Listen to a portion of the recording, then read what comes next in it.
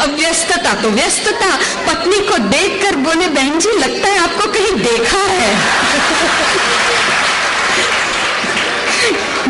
बहन जी लगता है आपको कहीं देखा है।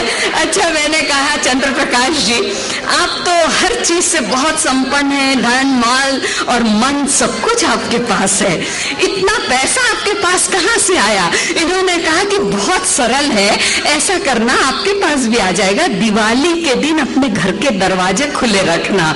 मैंने कहा उससे क्या होगा? बोले उससे आपके घर में लक्ष्मी आएगी। मैंने कहा फिर चंद्र प्रकाश जी आप भी खुले रखना। बोले मैं क्यों खुले रखूं, मेरे घर में तो है। मैंने कहा वो तो मुझे भी मालूम है, पर जब आपके घर से निकलेगी तब तो मेरे घर आएगी। लेकिन चंद्र प्रकाश जी आप जो काम कर रहे हैं, मैं तो यही कह सकती हूँ कि सूरज को क्या मालूम, सूरज को क्या मालूम उसमें कितनी आग है, चांद को क्या मालूम उसमें कितने दाग हैं, साबुन को क्या मालूम उसके अंदर कितनी झाग है। चंद्र प्रकाश जी आपको भी नहीं मालूम कि आप 13 पंथ युवक परिषद के रोशन चिराग हैं, आप रोशन चिराग हैं। आपकी तालियां इनके लिए बहुत बहुत बड़ी नियामत है। और मेरे साथ में यहाँ खड़े हैं कोषाध्यक्ष श्री सुरेश जी राठौड़। आइए अब आपका नंबर। कोषाध्यक्ष हैं, अच्छा बड़े कंजूस हैं। हर संस्था को कंजूस आदमी को ही कोषाध्यक्ष बनाना चाहिए, क्योंकि तभी उस संस्था का भविष्य उज्जवल रहता है। लेकिन कोई व्यक्ति कितना कंजूस हो सकता है, मैंने रिसर्च किया और जो बात सुरेश जी के संबंध में बताने जा रही हूँ आप भी उसे मान जाएंगे कि आदमी कितना कंजूस हो सकता है। एक शब्द आएगा किफाये शमार। किफाये शमार यानी वो आदमी जो बहुत सोच समझ के खर्चा करता है, जैसे 10 की चीज है तो 5 में चाहिए, वो बोलते किफाये शमार। तो अब इनके बारे में बताती हूँ कि ये नौजवान इतना किफाये शमार था, किफायत से खर्च करने वाला। ये नौजवान इतना किफाये शमार था, देखिए किस सलीके से पैसे बचा गया। शादी के बाद अपने हनीमून के लिए शिमला की वादियों में अकेला चला गया।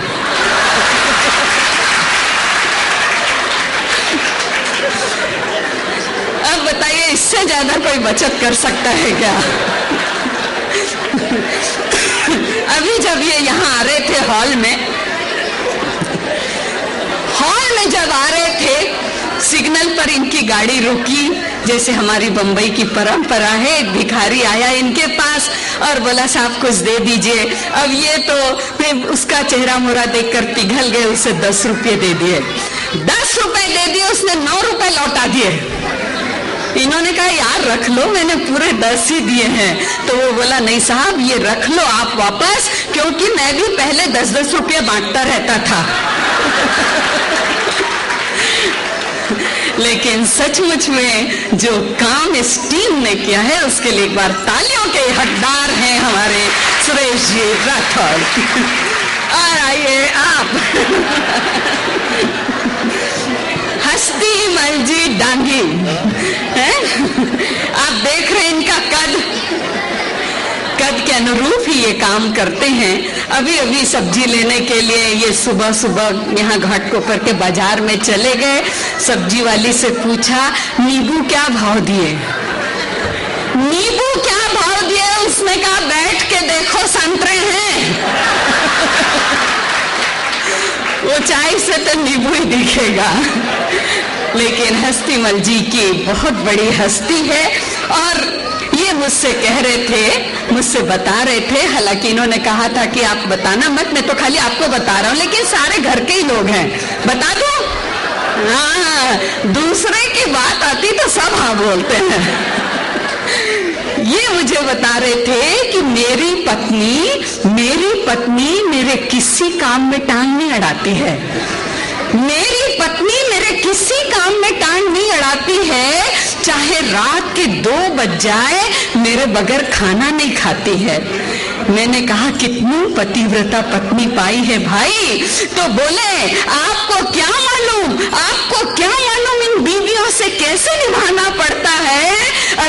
खाना तो मुझे ही बनाना पड़ता है, खाना तो मुझे ही बनाना पड़ता है। लेकिन चलिए, चंद्र प्रकाश जी हो, सुरेश जी हो, या हस्तीमल जी हो, या आप हो, मैं भी राजस्थान के, इसलिए एक बात जरूर कहना चाहूंगी कि जो काम हमारा समाज कर सकता है, हमारे पास धन है, हमारे पास मन है और हमारे पास दिमाग भी है, हम हमेशा देश की सोचते हैं, समाज की सोचते हैं।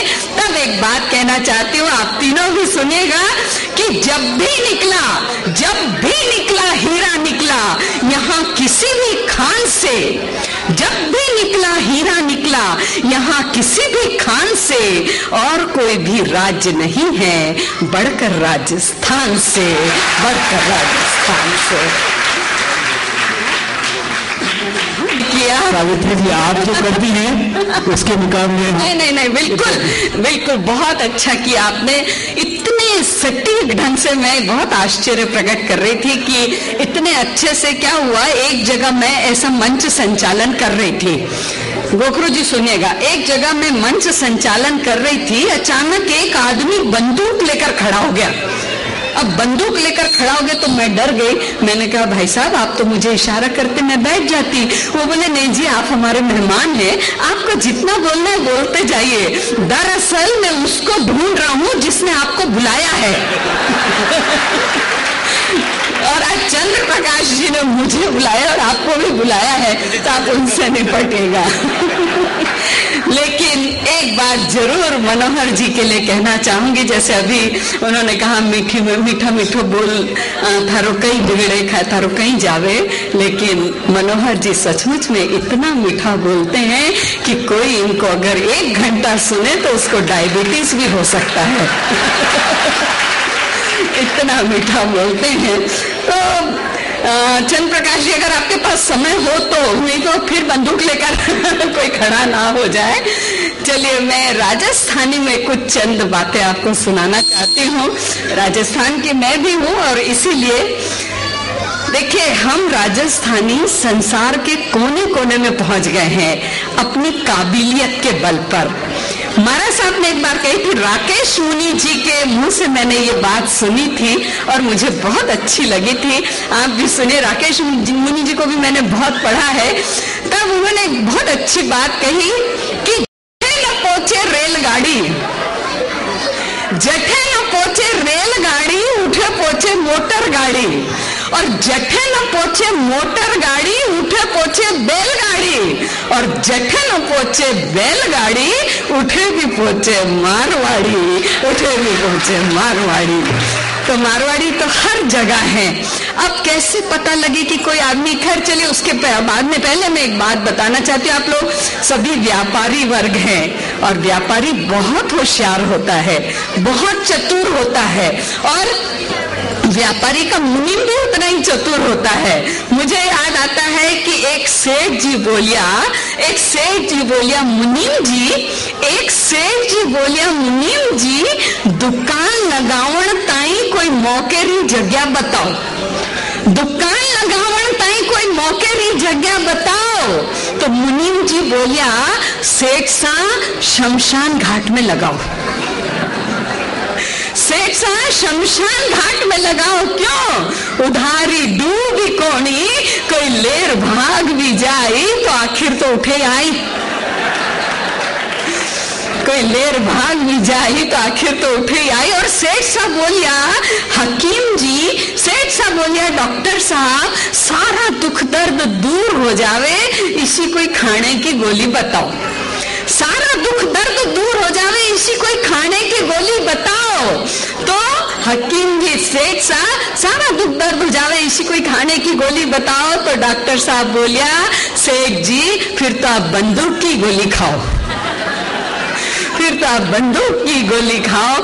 हमारा देश परंपराओं का देश है, संस्कृतियों का देश है, संस्कारों का देश है। आज भी हमारे संस्कार, कम से कम मारवाड़ी समाज के संस्कार जिंदा हैं। देखिए आज भी हमारी महिलाएं शादी का फंक्शन अटेंड करने आई थी, मैंने देखा एक हमारे परिचित मिल गए, दाढ़ी उनकी बढ़ी हुई है, शादी हालांकि अभी नहीं हुई है, परिचित मिल गए, उन्होंने बड़ा अच्छा सूट पहना हुआ, खूब सुंदर टाई लगाई हुई, लेकिन सूट के साथ में स्लीपर पहनी हुई, स्लीपर पहनी हुई। मुझसे रहा नहीं गया, मैंने कहा भाई साहब सूट के साथ तो बूट ही अच्छे लगते हैं, आपने ये स्लीपर क्या पहन ली? तो बोले ऐसा है जी, हमारे घर की परंपरा है, हमारे पिताजी भी स्लीपर पहनते थे और पिताजी के पिताजी भी स्लीपर पहनते थे। मैंने कहा चलिए अच्छी बात है, आपने दाढ़ी क्यों रखी? आजकल तो दाढ़ी का फैशन है नहीं। बोली हमारे घर की परंपरा है, हमारे पिताजी भी रखते थे और पिताजी के पिताजी भी रखते थे। मैंने कहा चलिए ये भी ठीक है, लेकिन आपने अभी तक शादी क्यों नहीं की? बोली हमारे घर की परंपरा है, हमारे पिताजी ने भी नहीं की, पिताजी के पिताजी ने भी नहीं की। तो कहीं कहीं ऐसे परंपराओं का निर्वाह होता है। अच्छा, बात मैं संस्कारों की कर रही हूँ। अब संस्कारों की बात देखिए, आज हमारे संस्कारों में क्या परिवर्तन आया है। आज हमारे बच्चे जब चरण स्पर्श करते हैं तो सिर्फ घुटनों तक पहुंचते हैं। बच्चे भूल गए कि बड़ों के चरण नीचे तक स्पर्श करना चाहिए, घुटनों तक पहुंचते हैं। संसार के किसी भी देश में ऐसी परंपरा नहीं है, ऐसे संस्कार नहीं है कि छोटे लोग बड़ों के चरण स्पर्श करें। सिर्फ भारत में है और सबसे ज्यादा जैन समाज में है। लेकिन हमारे बच्चे सिर्फ घुटनों तक पहुंच रहे हैं। तो घुटनों का दर्द क्यों हो रहा है? बच्चे घुटनों तक पहुंच रहे हैं, माँ बाप का दिल अंदर से घुट घुट कर सारा दर्द घुटनों तक पहुंचा रहा है। इसलिए घुटनों के दर्द अगर आपको ठीक करने हैं तो बच्चों को नीचे तक झुकना सिखाइए। हमारी संस्कृति है। एक समय ऐसा था जब हमारे बाप दादा बोला करते थे अतिथि देवो भव, अतिथि भगवान की तरह होता है। बाद में समय बदला, हमने लिखना शुरू किया, सुस्वागतम, भले पधारो, वेलकम इत्यादि इत्यादि, अतिथि देवो भव चला गया। और आज हम अपने दरवाजों पर लिख रहे हैं सावधान, अंदर खतरनाक कुत्ते हैं। बंदूक वाला भी आ गया। चलिए, सावधान अंदर खतरनाक कुत्ते हैं। तो ये अच्छा, अभी मुझे आना चाहिए ये हुए। तो हमारी परंपराएं, हमारी संस्कृतियां कहां से कहां तक पहुंच गई हैं।